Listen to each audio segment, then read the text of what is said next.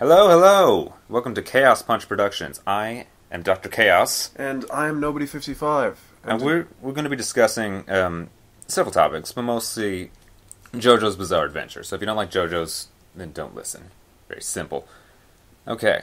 So in recent news, last week, the JOJO's first season of the JOJO's anime ended with the defeat of Cars. Yeah, Joseph's defeat of Cars.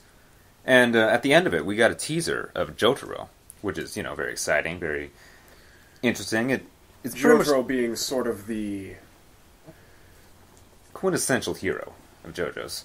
Yeah, he's the quintessential protagonist. Everyone knows him, everyone loves him. Or hates him. Frankly, I find him a bit boring, but that's just me. If you had to say there was a problem with him, it's that his struggle and his personality just aren't as charming as the others. Yeah. Like, Jonathan is the very... first protagonist. He's going after Dio. He's got a very set mindset. He has a very personal vendetta, but at the same time, he's doing it for a much greater goal, specifically the protection of England. And Joseph, he needs to protect the world. He needs to defeat the Pillar Men. Besides, they gave him a time limit to do so. Joseph's more fighting for survival than a larger altruistic goal, but his goals do intersect with the larger altruism. Yes. Josuke, he just wants to protect his city, so... He's essentially Spider-Man. So there's that. Giorno wants to become a gangstar, take over the mafia.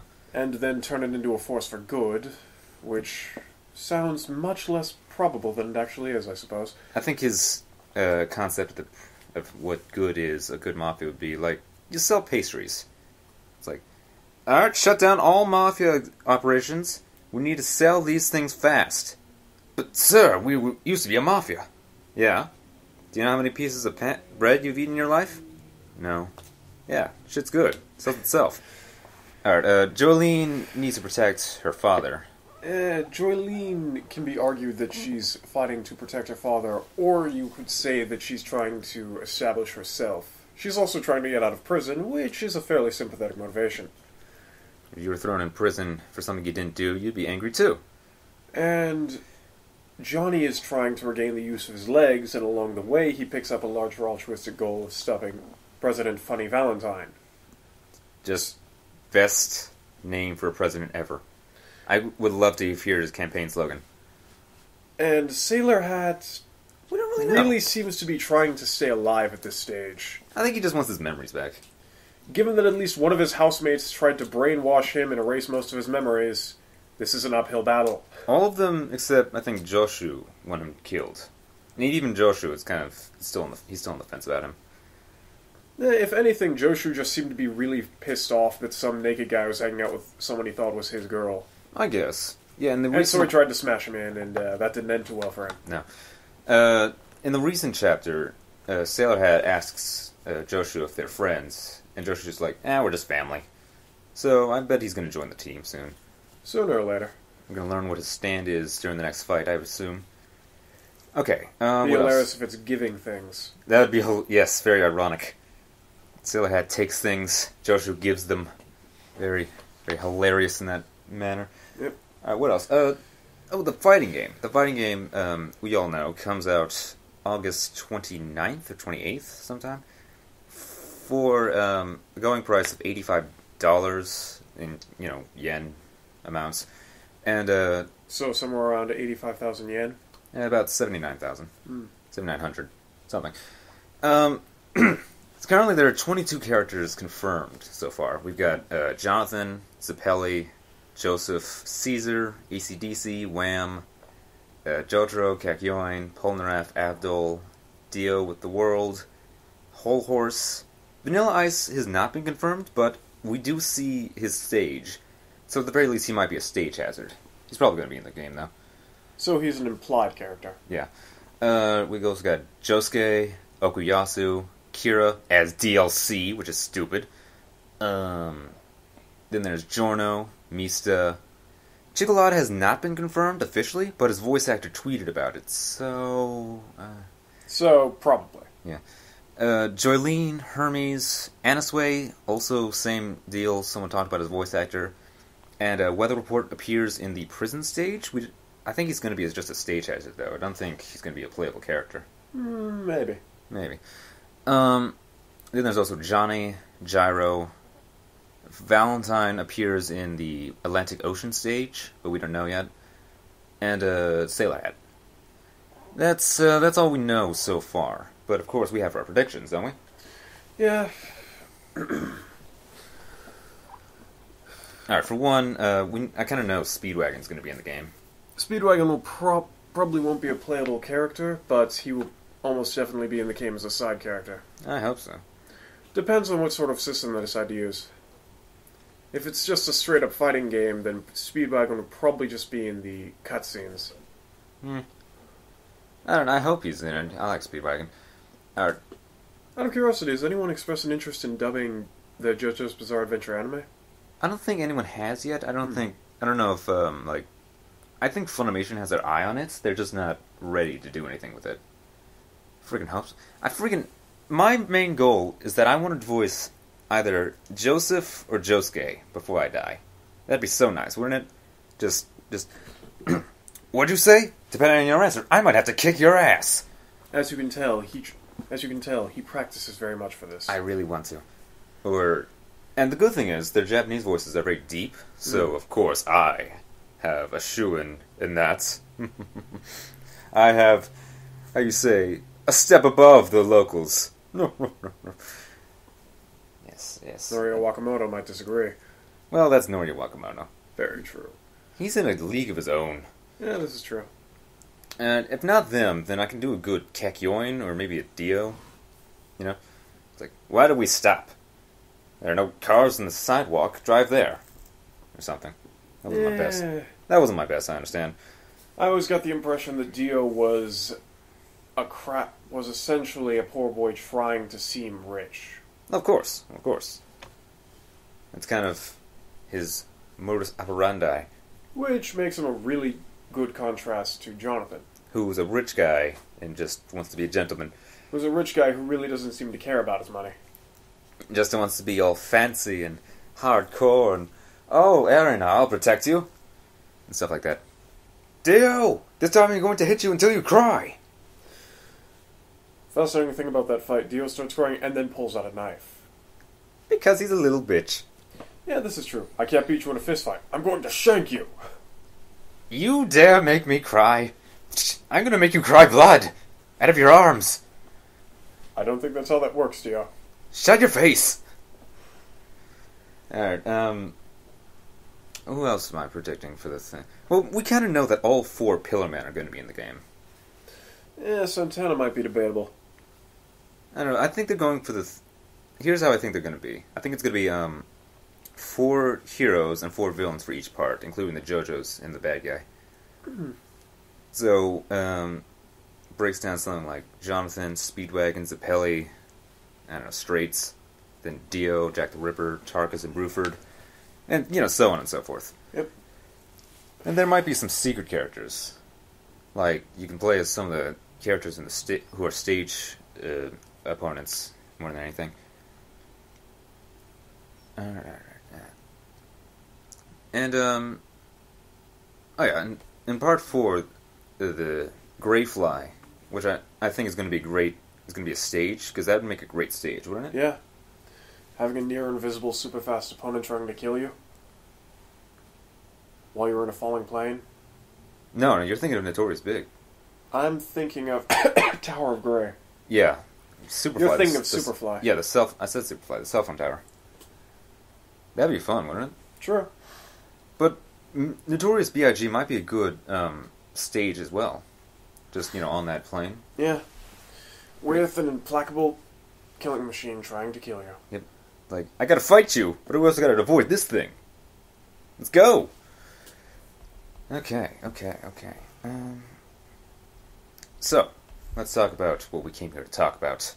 Indeed. Talking about how the JoJo's and the villains are each similar and different, and what brings them together. Well, to kick it off, we have probably the most diametrically opposed rivalry of the entire story. Yeah.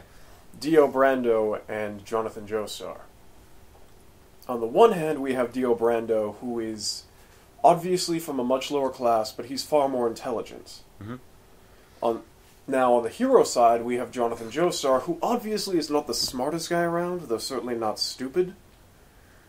He just seems to be continually good-natured. He's very determined, too. But he comes from a very upper-class family. Now, it's worth noting that Jonathan acts in a generally congenial and friendly manner. The first thing he does when he sees Dio is tries to greet him. Yeah. The second thing he does is try to help him with his bags. Dio, in comparison, comes in with the aim of stealing the Joestar fortune from day one. Dio is probably the best version of a Freudian excuse. At no point does his admittedly horrible childhood ever in any way justify his behavior. They even point this out and make sure that we know that Dio's evil. Utilizing Speedwagon, who is essentially Dio if he'd never gone to the Joestar family. Mm-hmm. And Speedwagon, someone who grows up in Overstreet, which is allegedly the worst place around, and is some sort of mob boss, is still ethically a better person than Dio, who's been raised by a rich, affluent family. Right. For the past 8-9 years. Yes. And, it all comes back to the concept of fear, we found out. Me and him have been discussing this for months now. Yes, essentially, Dio lives in a continual state of fear about what people are going to think of him and how he's going to survive, which was probably instilled in him by the poverty that classified his upbringing. Mm-hmm. Jonathan, on the other hand, managed to completely conquer his fear. He's not afraid of anything. Nothing phases the guy. It's like freaking raise up 2 knights from 500 years ago. Alright, time to fight! The man really just seems to treat everything as a challenge and then tries to tackle it. This shift probably occurs sometime around the time that Dio kisses Ernia, because we see that Jonathan was admittedly afraid of Dio when he first got the stuffing beaten out of him, which I suppose if someone tried to blind me in an eye and beat me half to death, I probably would be too. But he's still a nice guy about it. But the fact of the matter is that once Jonathan has something to fight for, in the first case Ernia, and in the second case the safety of England itself, and Ernia, he is utterly implacable. The man simply won't quit. My favorite part about Jonathan is how he doesn't give Dio an inch. No matter what Dio might say or do, Jonathan's like, stop whining, punches him in the face. True. Jonathan just seems to tune everything that isn't pertaining to combat out. Which works for him. It's very useful. It's very useful against someone like Dio who utilizes his intelligence and abuses the intelligence of those around him to cower them into fear. Right. And, Jonathan fits the standard superhero mode of the 80s, which is, when it was written. He fits the whole deal. He's very strong, very capable, very determined, won't stop, very shonen, And he apparently, at the end of Part 1, manages a double KO against Dio. Of course, we all know this doesn't take, but at the time, it was fairly impressive. He was willing to do anything to make sure Dio died. Yep. Then we move on to Joseph Joestar, who is, next to Jotaro, probably the rudest of the Joestar family. Or the JoJo's, I suppose. He's fun. He's fun, but Aiden and I believe that he was essentially trying to act American. Yeah. He's an Englishman trying to be American, so he comes off as overly rude and loud. Yep. And, we determined that he doesn't have any fear? We determined that he compensates for his fear with his ego. Yeah. Whenever he's afraid, he goes immediately into nonsense mode. Essentially Spider-Man. He starts knocking down all of his opponents with verbal abusage and making wordplay. And also just psyching them out. Like, in the climactic fight with Cars at the very end, when he's riding that gigantic sheath of volcanic rock, and his severed arm comes out friggin' of nowhere, jams Cars in the neck, he, very calmly, he tells Cars that he planned the whole damn thing. Later we learn that he didn't, of course, but... well, how cool would that have been? It would be very difficult for him to plan the whole thing. It's like, alright, my arm's right there, I'm gonna kick it over a little, this way. The trajectory will hit him just as I distract him. It'll work perfect! Ultimately, the fact that he compensates for his fear instead of entirely banishing it makes him a bit more similar to Dio than his grandfather, Jonathan. On the other hand, he definitely has Jonathan's good heart. He simply hides it underneath a great deal of bluster. Yes. He's very tsundere, I guess you should say. I suppose. Except with the girls. Well, that's... No, He's also an irreparable smartass, given that he once put a pigeon into a woman just to prove a point. See? I told you, you're not even strong enough to defeat that pigeon. But that's just because he's best friends with Caesar. Yep. That's how guys express friendship. And he is directly contrasted by Cars, who has a combination of total analytical supremacy and, for lack of a better word, justified ego. He's afraid of the sun. Essentially, Cars wants to, quote-unquote, evolve beyond his current state and become the ultimate life form. He demonstrates total ruthlessness in this goal, and at the same time isn't particularly evil about it, which makes him a very nice contrast to Dio, who is so irreparably evil for no good reason. Yeah, Cars doesn't go out of his way to be a jackass. It's just that his definition of what right and wrong are completely different from the rest of the world. Right, values have changed so much that... Not to mention, he wasn't human to begin with. Right. But that's, But it all comes back to his fear of the sun. Yes. He wanted to conquer the only thing he couldn't in the world. The sun. So, what does he do? He tries to become stronger than the sun and become a being that, could stand out in the open and not cower in fear. Yeah. Unfortunately, since that was part of nature, he needed to become stronger than nature itself. So this is also an interesting counterpoint to the fact that Cars seeks external power in order to quell his fear, whereas Joseph utilizes internal methods to quell his. Yeah.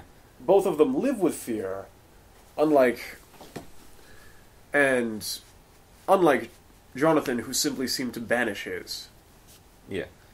So that makes both of them more human than you might expect, ironically. Even though one of them is a several thousand-year-old vampire god. But hey. One of the things that codifies Cars is his utter ruthlessness in trying to pursue the Red Stone of Asia, which ultimately makes him less sympathetic than his two subordinates, who both held to a very stringent code of honor. However, at the same time, it's justified by the fact that he's essentially fighting for their memory. Right. They've come this far to get the Red Stone of Asia, and goddammit, he's not going to let anything as silly as the rules get in his way. It's like, yeah, I want that damn thing. I'm going to get it. I don't care who I have to kill. I don't care who I have to maim. I don't care who I have to... Something funny. I'm freaking getting that stone. Which makes him a big contrast to Joseph, who doesn't really have an overreaching goal. He's just... Joseph achieves great things throughout his life, but he's very much a spur-of-the-moment person. He doesn't make long, overarching plans. Often. His plans often just stretch as far as he needs them to. Exactly. It's like, I saw him launch that thing off the side of the Coliseum. I'm going to do that whole same thing. He did not prepare for anything else. Essentially, he makes one plan and then just keeps adding steps to it to keep up with his opponents. Right. Which is what makes him so unpredictable. Makes him great, too. He's, like... I can safely assume that Joseph is the smartest character in JoJo's. I mean, probably, right? Joseph probably ranks up there as the smartest character. Yeah. He's my favorite JoJo. Then we come to... Good old Jotaro Kujo. The archetypal JoJo character. Ultimately, I believe we decided that because of his half-breed upbringing, since Jotaro is half American... He's a ghost in terms of Japan. Yeah. Jotaro probably grew up believing that he simply was this big, ruthless Hulk, and because that's what everyone saw. Right. One of the big problems with Jotaro's personality is he assumes everyone can read him. He assumes that everyone understands who he is, because people have essentially made him into that. Mm-hmm. They told him he was a big, hulking brute for so long, he's become one. Jotaro is probably the least savvy and intelligent of the Joestars, though by no means an idiot. But he doesn't need to be. but he tends to win through sheer brute force and bluffs. Let's put it this way. Star Platinum's main ability is to punch as effectively as possible.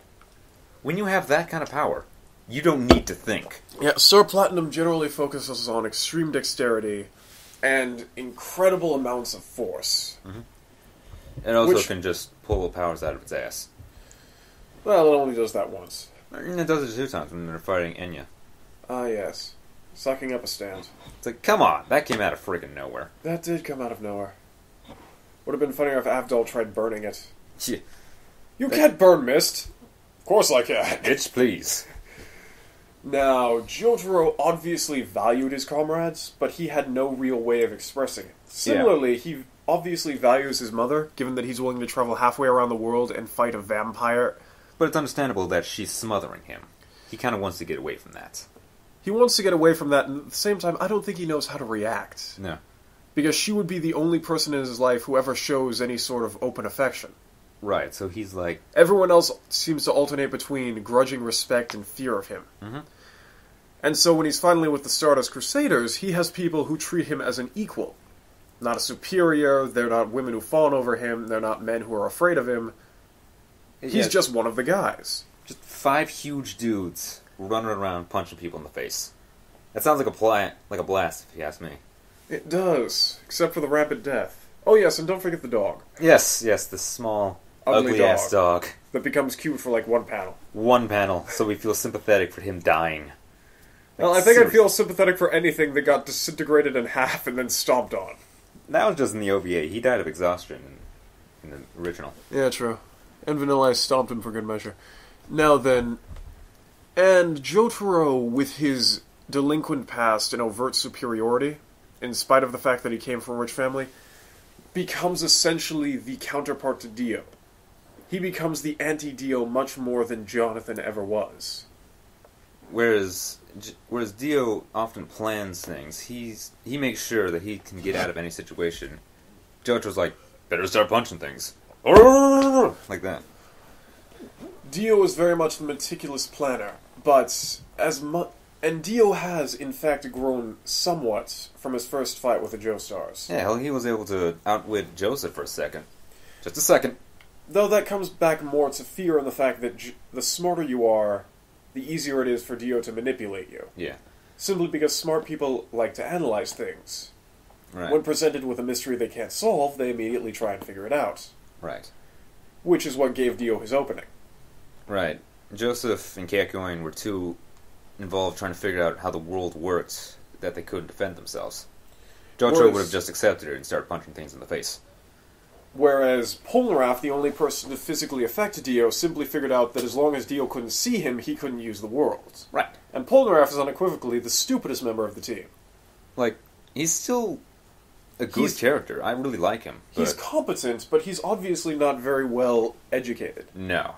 He spent most of his life searching for the murderer of his sister, and when he got him, well, he obviously hadn't done much else other than train Silver Chariot. Yeah. Yet, ironically, he's the first person to deal anything resembling a serious blow to Dio Brando. Now, here's something nobody figured out.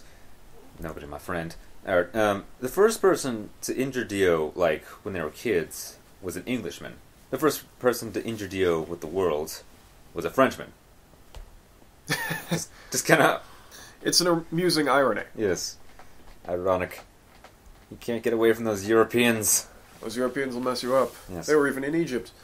Now then, the primary reason that Jotaro was able to defeat Dio was essentially because Jotaro simply decided to power on through. Oh yeah, here's another thing about Dio. If something happens that he doesn't plan for, like him getting hurt or Jotaro stopping time, he's screwed. Yeah, he does not know how to react to that. Unlike Joseph, Dio is really incapable of on-the-fly planning. Yeah. He plans things out in the head and just acts on them. This is shown way back in Part 1, where out of nowhere, Jonathan simply shrugs off the blows Dio's been giving him and keeps trying to beat the crap out of him. Yeah, and once Jonathan lands a single punch, Dio does nothing to defend himself. He just kind of gives up right then and there. Simply because when something happens beyond his comprehension, he's incapable of reacting to it. Mm-hmm. Really, the only reason he survived the first fight at the very beginning, like Chapter 1, is because Jonathan was distracted by the stone mask. Essentially. And then, much later, Jotaro punches him in the thigh. That somehow makes him blow up.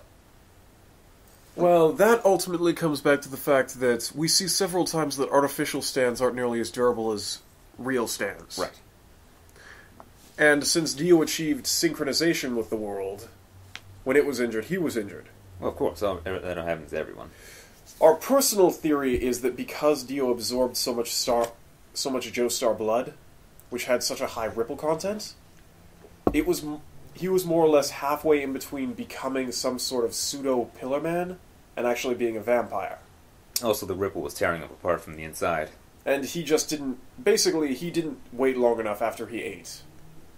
Sad, but true. Wah, wah, wah, wah.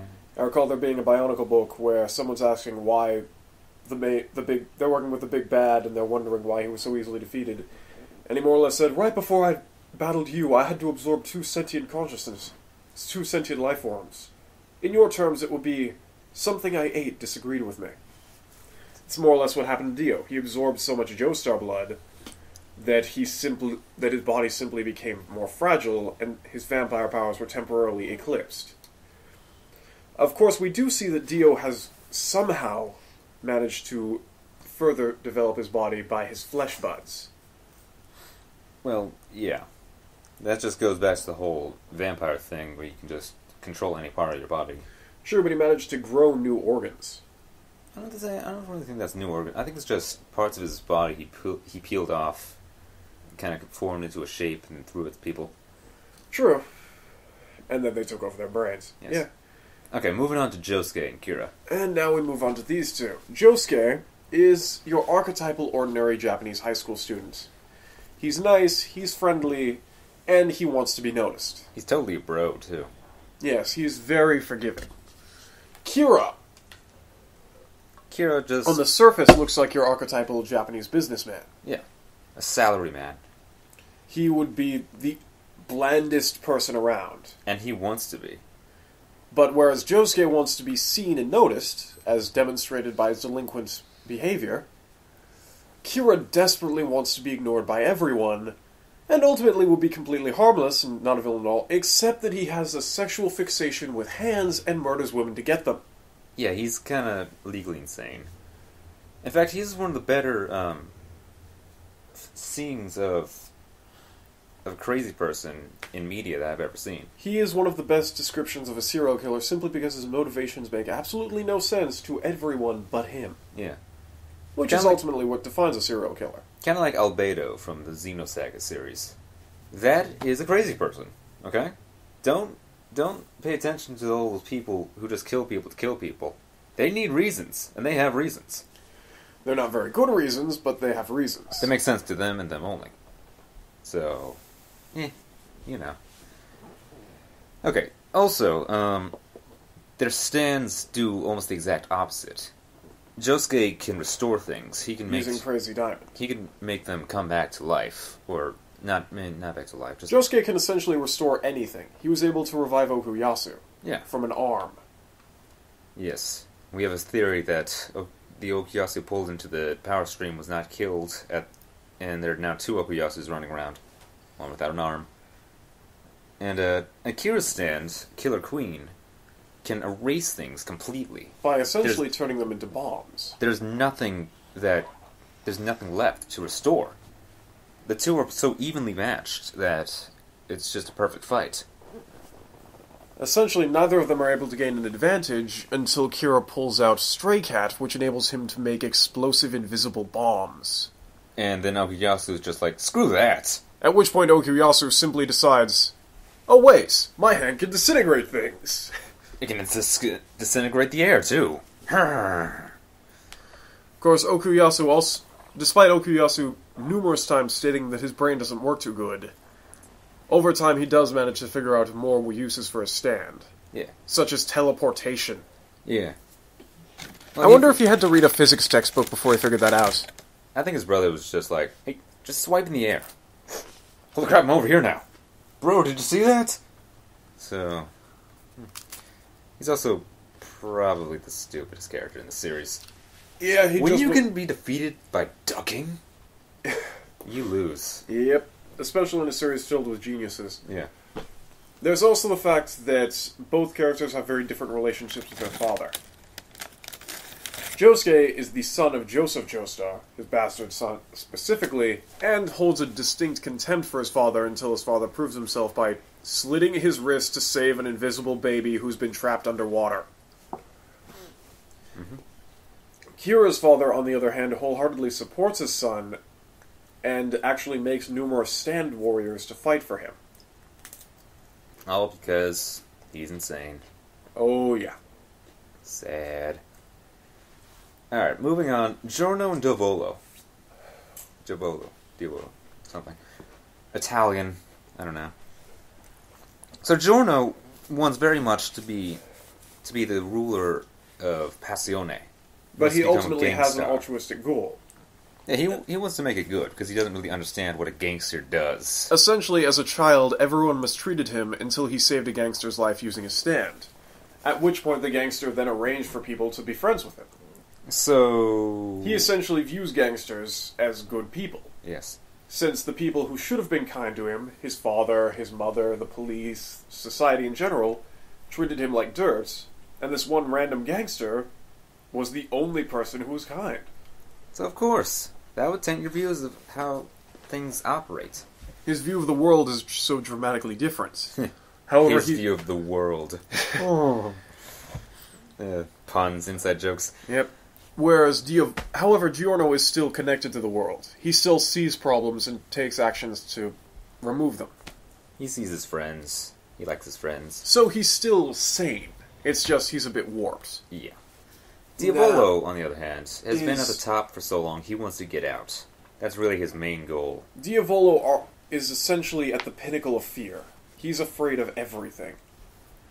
And he attempts to insulate himself by remaining at the top of a power structure and then erasing his existence so that nobody can touch him. Specifically, he wants to kill his own daughter. Yeah. So he arranges for the heroes to bring her to him so he can do with the job.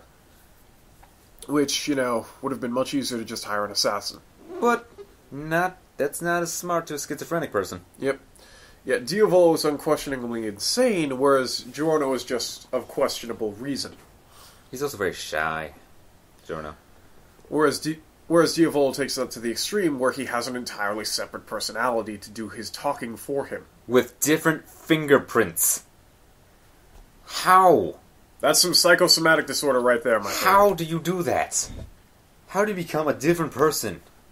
Oh my god. Not to mention with a completely separate hairstyle that changes instantaneously. Yeah. So it's like 1 minute his hair is slicked back and in a nice clean shape and it's cut short. The next minute his hair is forward and goes down to his midriff. Also, he looks like a chick, but then could go looking like a dude. Very weird. Then again, this is JOJO'S Bizarre Adventure Part 5. Everyone looked sort of like a chick. It's so fabulous! Alright. And their stands end up being exact opposites as well. Gold Experience Requiem can keep the cause but erase the effect. More or less, any action taken against the user can be reduced to 0. So it's irrelevant what you do, your action is negated. No, that's Diavolo. Giorno's the opposite. If he does something, he can prevent it from ending, basically. Which he does by trapping Diavolo in an endless stream of death. Whereas Diavolo's Crimson King can see 10 seconds in the future and then delete 10 seconds of time.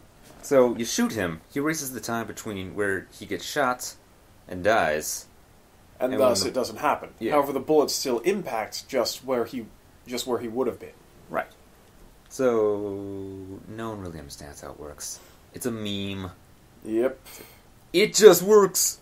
And then we move on to Part 6. Good old Jolene, as I like to call her. PMS lady. Yes, Jolene is the perpetually enraged daughter of Jotaro Kujo. Most of her problems stem back to the fact that Jotaro really has no avenue to express affection. Yep. All his life he's tried to shun affection because, well, it hasn't done anything for him. Also, when you abandon your daughter to go help a person you just met save his town from a serial killer, and then spend the rest of her life hanging with narwhals, yeah, there's some negative feelings towards you. On the other hand, Jotaro definitely expresses love for his daughter, and we see that he legitimately feels hurt when she tries to shove him away in another universe. Right. He cried. I was shocked too. Yeah, it was creepy. And he shows extreme fear when she's about to be killed by Pucci. Yeah. So he legitimately loves her, it's just that thanks to his upbringing and the fact that he has no way to express emotion, well, crap. Really is incapable of showing love for her. Yeah. Joylene is very much a girl who lives with her heart on her sleeve. Mm-hmm. She may have inherited the Joestar poker face, but she doesn't use it very often. And she's also kind of a perv. Yep, she's probably the second smartest next to Joseph.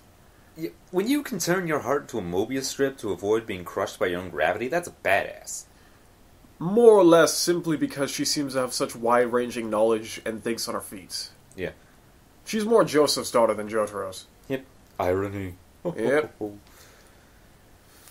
And on the other hand, we have Enrico Pucci, the black, white-haired, southern priest, child of two white people, who somehow didn't know that going to a PI about the son of a black person dating a white woman wouldn't turn out well. Well, it was the South. Enrico, if Joylene is trying to fight against the destiny that her Joestar blood has given her, Enrico is trying to take up the destiny that his affiliation with Dio has given him. His crush on Dio. Oh yeah, he's gay. Very gay. We actually see a panel of those two naked under a bedsheet. Just 'cause. There is not a lot of room for, well, pretend at that stage. The only person who's more gay for Dio would be Vanilla Ice.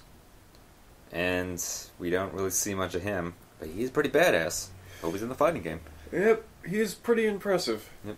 Except he manages to get taken out by Polnareff because he comes out of his invisible bubble of death to beat the dog to death. And Polnareff's a badass. So. Yeah, Polnareff's main advantage is essentially Jotaro's advantage, just multiplied. He will not die. You thought you killed me, huh? Stab. You are wrong. You were wrong. And that's probably one of the best scenes, since he kills Iggy in front of Polnareff, and then says, "As for you, Polnareff, time to die." Yeah, step out into the sun and fight me like a man. Oh, you better. Oh, crap. Dead. Yes. But now, yeah, back to Pucci. Back to Pucci. Now, Pucci is very intelligent and represents society in general. Whereas Joylene is smart, but she doesn't come off as intelligent. No. She's not very erudite, and she's fairly crass. Yeah. And again, a perv, whereas Pucci is a priest. Yeah. Yep. Jolene is very, our theory is that she's on her period 24/7. Kind of like Lightning from Final Fantasy 13. Except she's more justifiable. Yeah. Jolene is likable. Lightning is not. If only because, well, she's not trying to beat the crap out of her sister's fiancé. That's right. Snow was cool. Snow should have been the protagonist. No, we got freaking Lightning. Steel Guard! Steel Guard! Protect all of your... to all of you with Steel Guard! Okay, back to business. The stands aren't really opposite, because you can't really be opposite when you can just turn yourself into string. There's nothing really opposite. However, their stands are very... Both their stands start out as very unusual. Mm-hmm.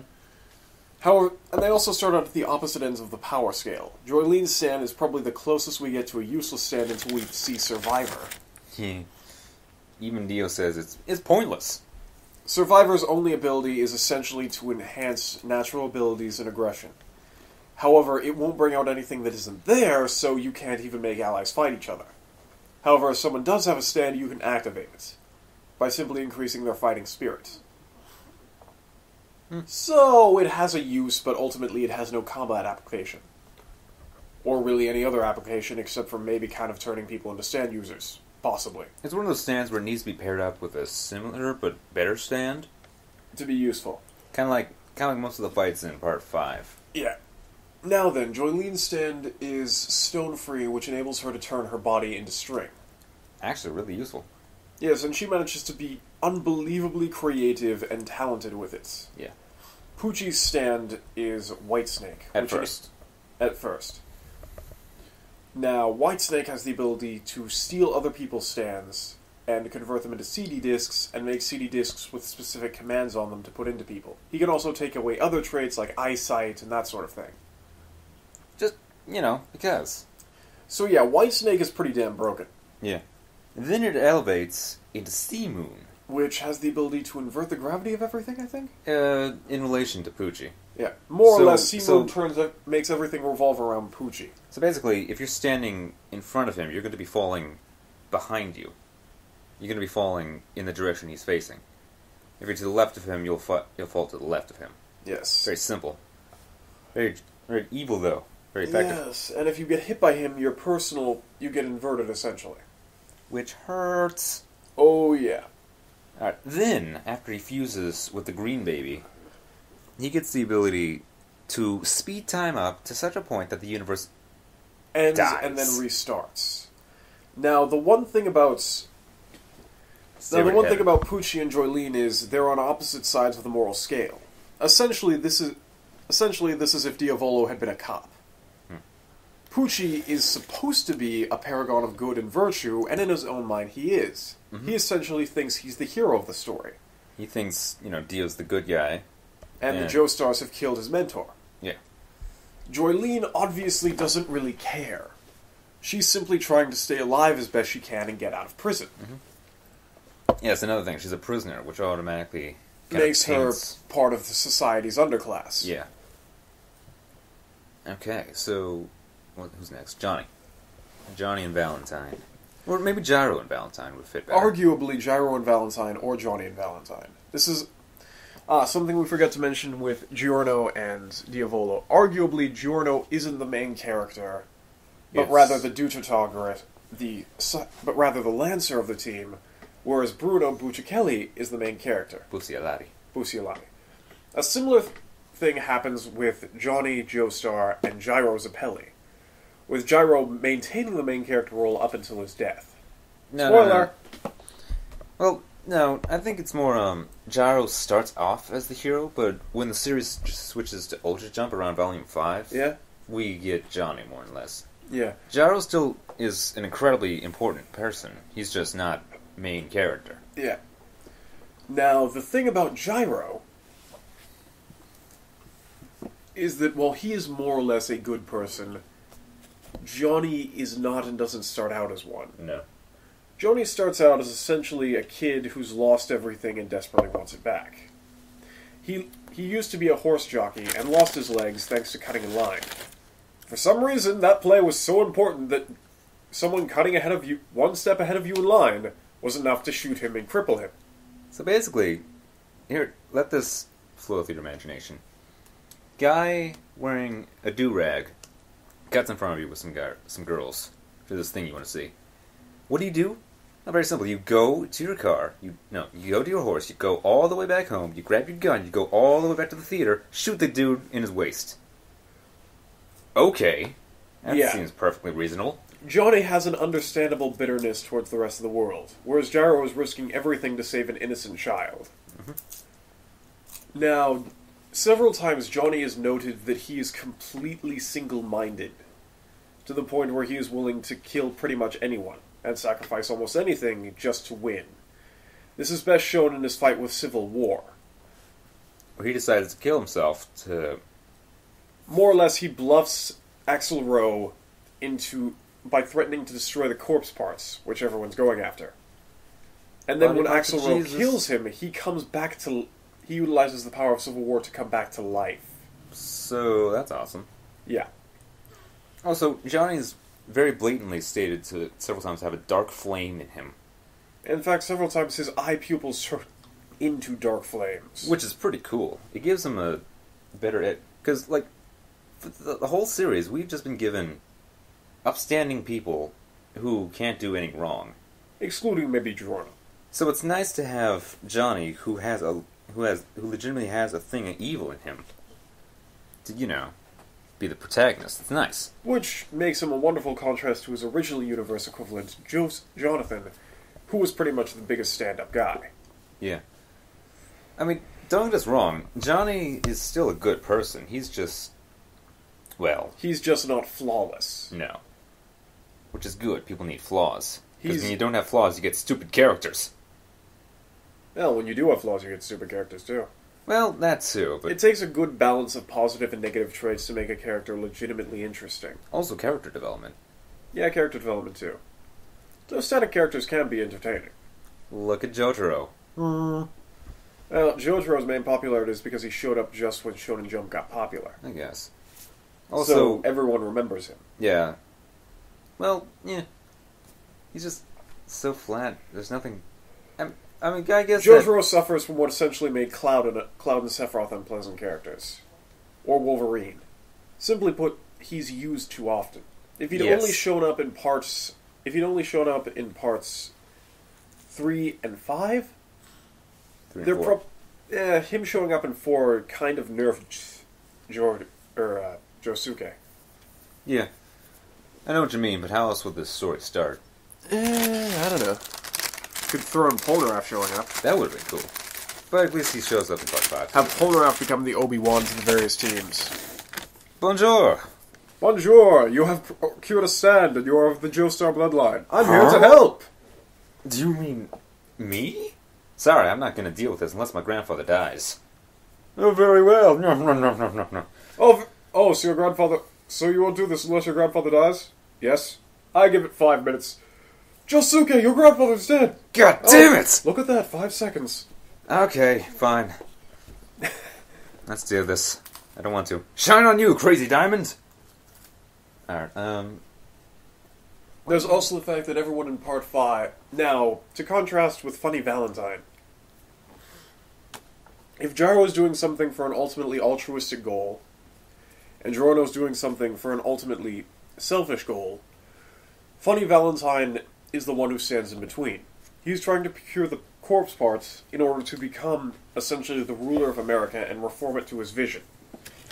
but he still wants to protect America. He still has its best interests at heart. But he's essentially misunderstanding the spirit of the American people by trying to set himself up as a king. He's kind of like Senator Armstrong from Metal Rising. He wants the best for America, so he tries to spark a war economy, which, you know, could help, but it's still pretty stupid in the same reason. Or it could kill thousands of people, yeah. So, hey, yeah. Freaking Senator Armstrong, he's awesome. Bitch of a boss, though. I can tell. Like, I've never faced a boss that I've gotten so furious at. Just, no. Anyway. Now, What were we talking about? ultimately, Johnny defeats Funny Valentine by essentially utilizing all of the various MacGuffin ideas that have been portrayed throughout the story in one massive attack. The spin, the golden rectangle, the corpse parts, everything. And his stand. Tusk. Yep. Tusk starts out as possibly the most adorably effeminate-looking stand, which I think probably reflects the fact that Johnny is the least masculine of all the main characters. Least In Giorno. appearance. Oh. Giorno. Giorno does not do a leg cling. No, but if you couldn't walk, Evan, I know he can't walk. I'm still saying Giorno never pulled off a leg cling. I don't know. He did have that little scene with Mista. Oh, stop it, Giorno, it hurts. Oh, just take it like a man, Mista. What are you guys doing? I'm healing his wounds using my stand. Oh. It wasn't anything gay? No. Who's gay around here? I'm not gay. Oh, God, it hurts. Yep. When JoJo's isn't funny much, but when it's funny, it's funny. Yeah, JoJo's is usually funny simply because of the sheer despair of a certain situation. Yep. Also, every line is sheer gold. Here's one of my favorite from part 7. Please, I don't want the president to kill my husband. Yeah. Or there's the scene when, my God, my wife is imitating the First Lady! He figures this out by glancing at a picture in the newspaper. And reading an article, and within 50 seconds he's figured something out that no one else in the cabinet, nor the president himself, managed to figure out in a good 20 chapters. So, Stephen Steele is kind of a badass. Yeah, Stephen Steele is essentially the Speedwagon. He kind of looks like a douche. And actually, the Speedwagon's Mountain Tim. Okay, true. Then he would more be the. Then he'd more be straights if we're going by part one. He'd be straights. Yep. Part 1 straights. He does look like a massive douche. Like, And come on, dude. And in the first chapter he shows up, he cries in fear. Yeah, you can't have Bieber hair and a goatee. But then we find out his backstory. More or less, he was, in order to start his fortune, he was once helped out by a family, who then fell into hard times and had to essentially bequeath their daughter to the mafia. So he sacrificed his reputation and essentially his dignity to marry a 14-year-old girl, who was admittedly quite attractive, but he's never touched her. No. I mean, and essentially he married a girl in order to spite the mafia, and he's accepted the fact that everyone thinks he's a lolicon. Yep. Actually, I think lollies apply to girls under 10. 10 to 12. I think, yeah. If you get to 13, then you're an ebiphile. Yep. Which is still essentially pedophilia, since most people don't know that word. Mm-hmm. Not in Japan, though. On the other hand, he manages to be the non-powered badass. Mm-hmm. He don't need no stand to kick your ass. We don't actually see him fight much, but... But he manages to be intelligent and useful throughout the entire thing. Yep. And he's the reason the plot happens in the first place, so there's that. He's kind of the instigator. Technically, Jesus is the instigator, because they're looking for the body parts of Jesus. Yep. Because you know! I remember there was a pitch for a Big Brother-style show with all the JOJO'S bosses, and it had Poochie and Valentine talking. I don't mean to interrupt, and I do find your ideas fascinating, but in the Bible it states that Jesus ascended to heaven, which would logically take his body with him. So the corpse parts can't be Jesus. Valentine? What? You mean I've been going around searching for rotting body parts for nothing? Son of a bitch! Gonna have to dance on my mandolin to get rid of this stress. Yes, Funny Valentine has the unbelievably unique talent of being able to dance on a mandolin. To play it. Like a pro. It's weird. But and he's also able to get a lesbian woman to marry him, and in some capacity fall in love with him. Even though he's a fat jackass. Have you seen the man? He's got snails for hair. This is true. But then he gets the corpse parts and turns into Fabio, so it's all good. Yep. Well, after around Volume 8 of Steel Ball Run, everyone starts becoming fabulous. I mean, seriously. Gorgeous people. I call it the Bleach effect. We all have to... Someone posted, we all have to essentially admit that Bleach is no longer about a bunch of dead soldiers fighting other dead abominations against sanity, and in reality it's about a bunch of underwear models who are pretending to be death gods. Yep, sounds about right. This is more or less what happened to JoJo's Bizarre Adventure, roughly around Part 5. Yep. When everyone became pretty. Everyone became super faboo. It really says something when the ladies of Part 6 look more masculine than the men of Part 5. Yeah, this is true. Then again, it was Italy, and Italy's the fashion center of the world, next to France. But, you know. And then again, all the girls in Part 6 were manlier than Sports Max. Well, it's not Sports Max. Sports Max is Sports Max. Incidentally, an interesting note about Poochie. Poochie has his flaw, essentially that he believes he's the hero when in reality he's the villain, pointed out by two separate people, both of whom only knew him for about 5 minutes, give or Also, take. both of whom have the exact same scowl. And both of whom were relatively close friends. Mm-hmm. And his way seems sort of put off that Weather suddenly went insane. Yep. And started turning people into snails. Irony that the insane person gets distracted by the person who goes insane. Yep. It's like, holy crap, he's insane. Better take this stupid thing apart to get rid of this. Yeah, Anna's ways seems to suffer from some sort of insatiable compulsion to dismantle things just to figure out how they work. This includes people. Essentially, he found his girlfriend dating another guy, and then proceeded to go berserk and dismantle both of them in a fairly scientific fashion. Doesn't even raise an eyebrow in a place called JOJO'S Bizarre Adventure. Yeah, true. We have vampires who fire subaqueous humors from their eyeballs in order to punch through solid stone. It's called the Space Killer Ripper Eyes. I did not make that sentence up. That's legitimately what it's called. Space Killer Ripper Eyes. That's probably the least coherent sentence since Get a Feeling So Complicated from Duang Translations. Get a feeling so complicated.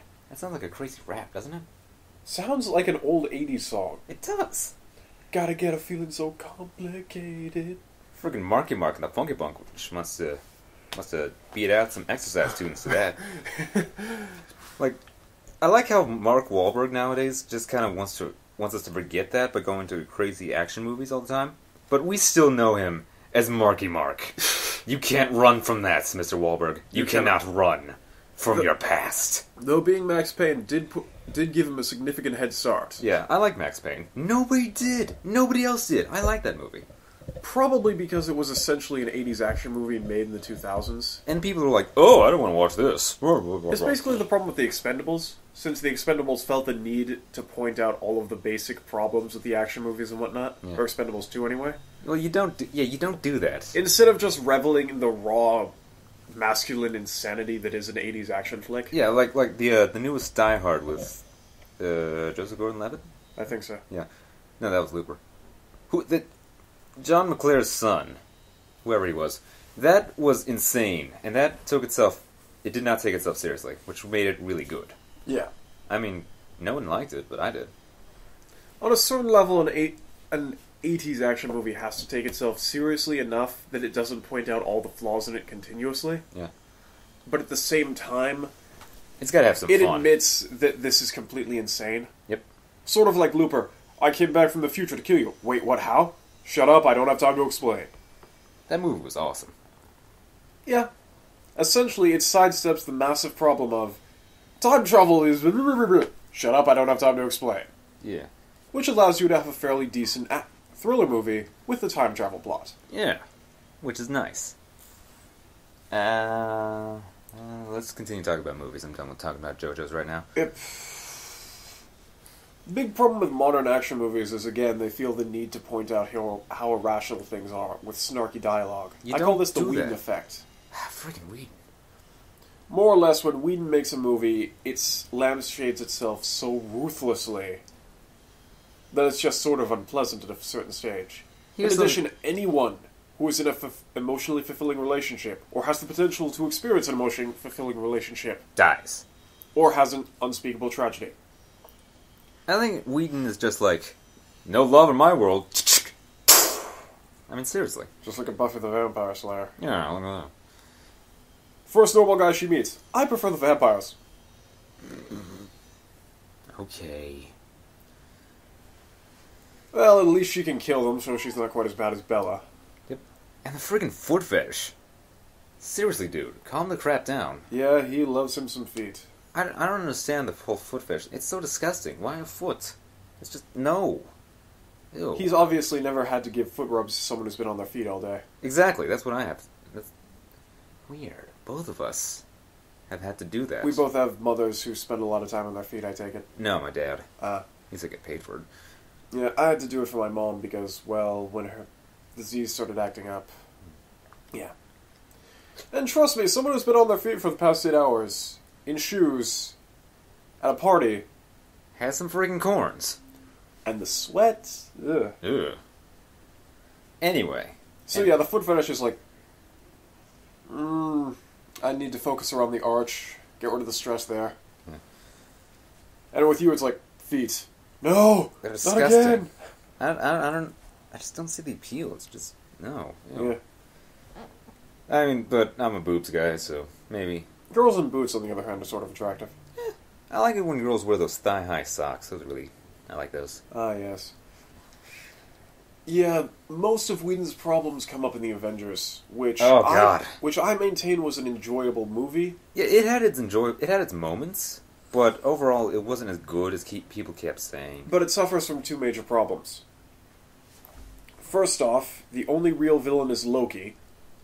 Yeah, the aliens he summons, I can't even remember the name. Faceless losers. I mean, you couldn't even pull the Skrulls? Well, the problem with the Skrulls is we can shapeshift, so why didn't you just take over our planet when we weren't looking? Reasons? I don't yeah, know. pretty much. They show up, we'll take them over with laser guns. But you can shapeshift. Shouldn't you just, I don't know... Shut your face! Kidnap the president? Shut your face. I don't know. It's just... Why your face? The second problem with the Avengers. The plot is... I mean, seriously.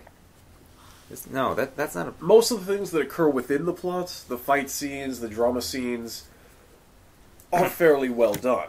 Mm-hmm. And usually quite entertaining. Mm-hmm. Though, on a personal level, I dislike that they tried to make Tony into the heart of the team. No, that's either Captain America or Thor. The fun-loving guys. Yep. Well, Captain America's not so much fun-loving so much as he's so sincere that it's like, I will protect... It's like, don't worry. Everything will be alright. You're entirely serious. Yeah. No one else can pull that off. He's so adorable, I like him. Yeah. Or, if anyone, Bruce Banner should have been in the hearts. Yeah. Because he seems the one who's most there. Because he kind of has to be. He has to be the one who's most in control. Yeah. So that's understandable. On the other hand, something I noticed. Both Bruce Banner and JoJo show up on a too small motorcycle to the final battle, and both of them cite them getting angry as the reason that they won the fight. Mm-hmm. So essentially, JoJo is Bruce Banner. Yeah. That's my favorite quote from JoJo. Shut up! The only reason you lost was because you pissed me off. It's great. He said after making a 100-year-old vampire explode by punching him in the shin. Because he's a badass. Shinplosion! I'll give JoJo that. He's pretty gar. Yeah, JoJo is remarkably gar. If anyone, have a man crush on Joseph, though. Not JoJo. And wouldn't you? Yeah, true. He's sexy as hell. That beard does give him certain selling points. Yes, even when he's old. Alright, what were we talking? Avengers. Avengers is a bad movie. Well, let's see. Fury's character development begins and ends at Eye Patch. Yeah, Fury is essentially just the boss. And in that capacity... He's the stereotypical black leader guy. And we get hints of character development, but especially in terms of Coulson. Yes. That's another thing, Whedon. Why do you always kill the only likable character? Yeah, Coulson was the only character in that movie who didn't make himself seem like a jackass. Yeah. It's like, you take all these good characters, but when you put them together, they're all bad. It's like, though in Captain America's him hating on Tony Stark would be sort of understandable. Yeah. Since, he just woke up, and then suddenly he's hanging out with the identical son of his best friend. Yeah. Who's the exact opposite of his best friend. That's just maximum awkward. Not to mention his girlfriend is either dead or in her 80s. Sad. Poor Captain... Yeah, the ending... The Captain America movie, it had its good parts, but the rest of it... It's like, I think that the first half of the movie was really good. Like, Yeah. And then the second half just evolved into action for you, didn't it? Yeah, it just really boring action. I kind of agree. The montage seemed a bit Yeah. But it picked up towards the ending. Yeah. Simply because the ending almost made me cry a little. Yeah, simply because we got such an emotional scene. Yeah. Well, at the same time, we know what's going to happen. It manages to make us care. Yeah. We all know they could have done more with Red Skull. Red Skull's one of the cooler bad guys in the Marvel Universe, and they didn't do crap with him. This is true. I do like the scene where he unmasks himself. It's like, no one's impressed that I made a mask that looks exactly like a human face? In the 1940s? In the 1940s? No one? Well, she was probably more impressed that he dented his shield, so... Yeah. Red Skull is awesome. Alright, The Thor movie was pretty good. Yeah, the Thor movie I really like. It's better than the Green Lantern movie, I think, right? Oh, God, the Green Lantern movie was horrible. Sorry, Ryan Reynolds, that was bad. There was just nothing there. No. They tried so hard, though. It all comes down to the Green Lantern. Hal Jordan is essentially a space cop from the 80s. Yeah. And that gives him a certain amount of charm. And if you're not going to use Hal Jordan, you can use... let's see. You can use Guy Gardner. Or you can use Kyle Rayner. You can use Jon Stewart. Yes. All of whom have their own advantages. And if you don't want to use the archetypal space cop, the cowboy cop... With Gnort. You have to go with one of them. And they didn't want to use the cowboy cop. They didn't want to use the guy who tries to do the right thing, but is kind of a jerk in the process. Yeah. Why not? That's... I mean, there's a lot of character development and action in that character type, and they didn't want to use it, obviously. They wanted to use the cocky youngster who grows into an adult. That's totally Kyle Rayner. Which is Kyle Rayner. Yeah. Kyle Rayner is the overly imaginative kid who has a weapon of unbelievable power, powered by his goddamn imagination. I freaking love how in one panel he summons the Gurren Lagann. That's hilarious. I find that hilarious. Exactly. See, he should... I would have watched a movie about Kyle Rayner. Definitely. Yeah. I did like that part at the end when he's holding back the fear, with, and he does the Green Lantern chant. Yeah. I really like that part. Now, the animated Green Lantern movie managed to make him fairly entertaining. Simply because he's a guy who just got caught up in this entire madness, and now suddenly his mentor is evil. And he's like, wait, what the fuck? Crap. Oh, alright. I haven't seen the Iron Man movies, but they seem okay. Iron Man 1 was good. Iron Man 2 had its flaws. But it still had... It was still there. I don't know about Iron Man 3. I don't really know where they're going to go with that. I think it's going to be the last Iron Man movie? Yeah, and then we get Avengers 2. We're also getting Thor 2, where it's Thor and Loki against Dark Elves. I want to see that. And the Enchantress. Isn't the Enchantress going to be in it? I think so. Yes! Going to see some sexy. Talk about sexual tension. Christina Hendricks. Get Christina Hendricks. She would have fit the role. What are you doing working with mortals, Amora? To get to you. You couldn't just, write a letter, ask me out on dates. You have to work with the enemies of our people. You could have summoned the great raven of Odin to call me forth? Vile wench, how dare thee? Pretty much. And we're getting Captain America the Winter Soldier. Ooh, yeah. Oh, that's going to be fun. I love how they just killed off Bucky. It's like, oh crap, Bucky, no! And I'm over it. Okay. Well, he was just sitting... I like how we see that bar before, and then we see it after all bombed out with him as the only one in there. Yeah. It really sort of foreshadows the sort of isolation Captain America has to go through. Sad. Well, he was already isolated, but you know. Yeah, true. Well, just as he was starting to get a group of friends, his closest friend dies. Yeah. And then 80 years in the ice, and the only person who seems to like him is Coulson. And then he dies. And you know what? Coulson's a cool character. Coulson was probably the most fun. Yeah. He was likable. That movie should have been about him. That would have been a twist! That would have been good! I don't know, there's a theory he's going to come back as Vision. Ooh. Or Vision. Wonder Man. Ooh. The Vision. I want to see that. Or he didn't die at all and Fury was just yanking their chains. Fury, you jackass. Yeah. The problem with Fury is Fury alternates between being an irreparable jackass and standard bald black leader guy. Yeah. Those are really his only two settings in terms of command. Yep. Who needs character development? Let's put it this way, this is in contrast to the original Nick Fury, who is simply a soldier who has been at this job far too long. The white guy. It's gotten to the point where he's... Hold on. I like it how the white guy is getting too old for this shit. Yep. Okay.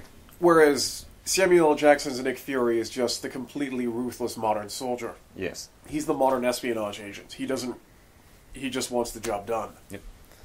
He takes orders from 4 shadowy people on vertical flat screens. So is Gendo? Yeah, essentially. Oh, God. That would have been cool.